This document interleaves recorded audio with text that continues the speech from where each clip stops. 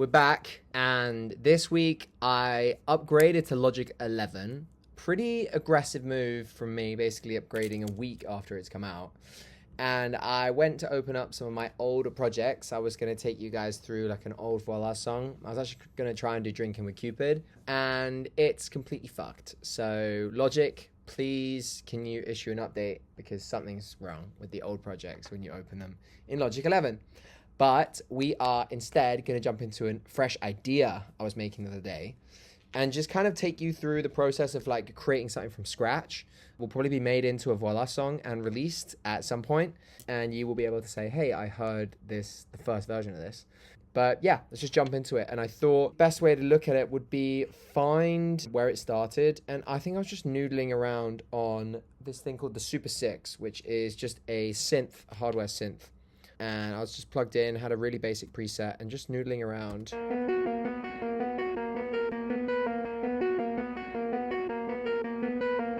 And I kind of liked that. It was kind of like poppy, kind of like had a slight emotional aspect to it. I was playing around with a bunch of different things.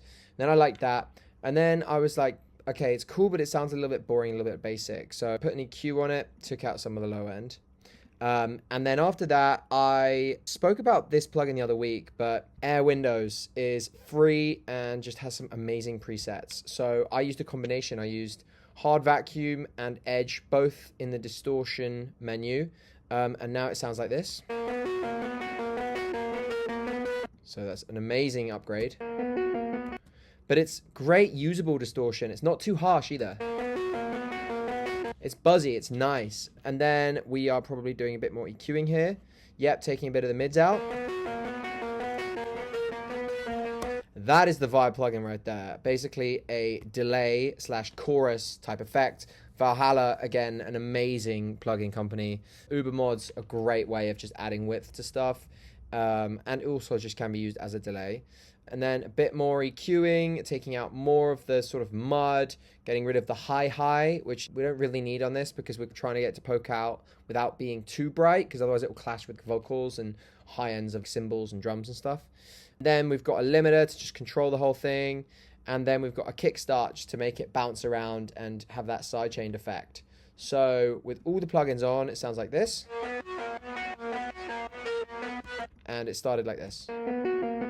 So now it's sounding pretty nice.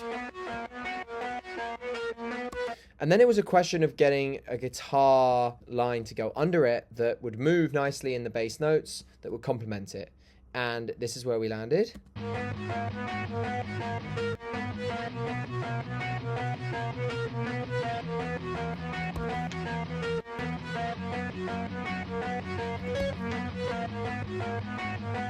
Which is really nice. I think it was a splice sample that's now chopped up, but sounds really, really good. And essentially now this little blend is creating quite a bit of drama for me. And then we put it in the low end in the bass.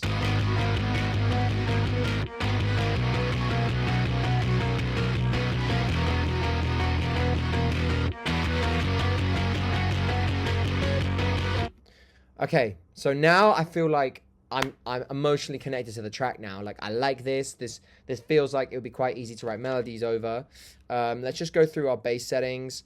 This is one of the keys we do, is guarantee a really good, strong bass tone. I will just get arpeggiator up and set it to 1/8, set the note length to 99, which basically means that like it sounds like they're playing back-to-back notes and it feels more human rather than this.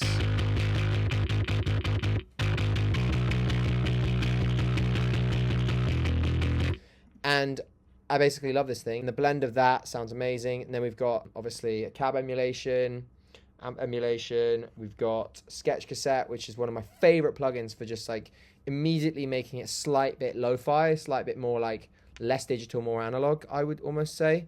And then we've got this guy who is, again, I've spoken about him before, an amazing channel strip that you could just customize to hell. But I'm pushing ridiculously hard on like 3.5K to get it poked through. That's 15 dB. That's ridiculous. Honestly, no one would recommend you do that, but it sounds good. So we don't give a fuck.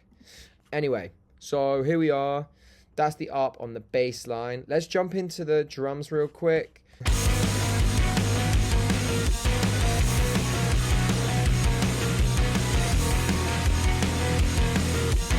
All right, one thing I love is basically going into whatever drums you got going, whether it's live, whether it's Superior Drummer, whether it's like sample based. I've got my drum samples here that I love. Basically, the cymbals are the first piece of the drum kit that get too harsh, because when they come up in level and compress, like we're running this into heavy compression. We're compressing not once, two times essentially, and then a third time on the mix bus. And technically a fourth time as we're like limiting on the way out. So what happens is the cymbals start off at like a normal level, and then they just get more and more aggressive, because the aggressive frequencies sound more sort of like grating to the human ear than other frequencies. You can turn other frequencies up way louder than you can the really harsh ones, like the 2K to 6K sounds really aggressive if it gets too loud.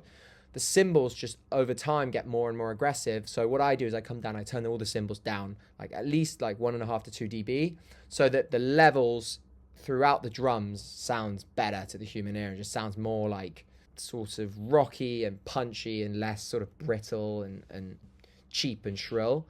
So that's what we've done here, just to groove that in. Again, this is literally just an idea for now. Let me just take you into like verse pre-vibe.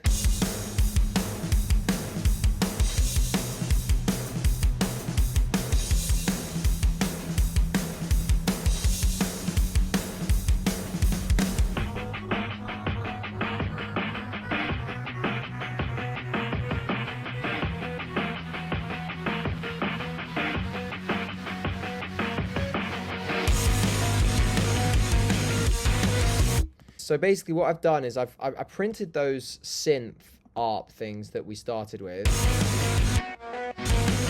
and just wanted to process them slightly differently to create a kind of like pre-chorus movement, like make it feel like, oh, we're going to the chorus again, and like make that transition really smooth. And what I did is this plugin called Transit is amazing. It's by Baby Audio, I think. They have a super signature like plugin design, so you can normally tell. And what I did is I just played with a few of these different settings. They got a bunch of cool presets in here, and Flood the Zone was the one I went with. And essentially, you see this.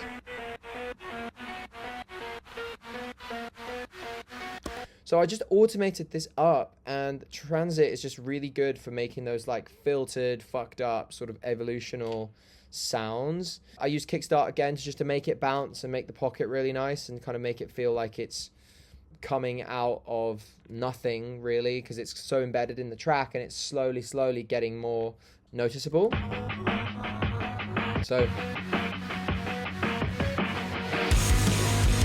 but then when it comes back in again, because we've been hearing it solidly for the past like 8 bars or whatever, it doesn't feel like a massive change or a huge shift. Like the transition feels just really natural. And this is really bare bones idea, but that concept holds true. And basically we do more and more to basically aid that transition and make it feel smooth. Because I think that's what's the big difference between really professional sounding instrumentals and tracks and like the beginner producer type tracks, because they sound really cohesive, the pros. Like they manage to, even though they can have crazy elements, like everything has something that connects it, whether it's one sound that gets completely differently treated in the verse and the chorus, but they're still there, and the human ear is like, oh, I kind of recognize that from the verse. That's kind of the way that people are able to make really interesting production decisions, but not make it sound like they're in completely different songs and in completely different worlds. So that's that. Super brief one this week. I just kind of wanted to take you through that because my initial plan got fucked. But essentially, this is also the last piece. It's just guitar chops.